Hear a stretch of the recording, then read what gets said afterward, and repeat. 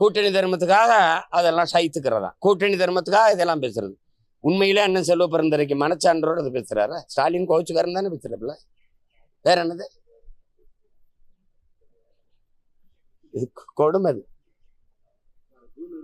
இதே தம்பி விஜயோட காங்கிரஸ் கூட்டணிச்சு அப்படி பேசல.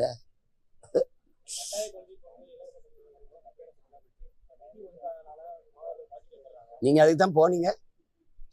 இருங்கங்க, போனீங்கள கேட்டு கையை பிடிச்சி இப்படி இப்படி அப்ப பேசி இந்த மாட்டு தரகர்கள் கை பிடிச்சி பேசுவாங்கல்ல, பார்த்திருக்கீங்களா? மாட்டு தரகர்கள் கை பிடிச்சி சிரிக்காதீங்க, துண்டை மேலே போட்டு பிடிப்பாங்க.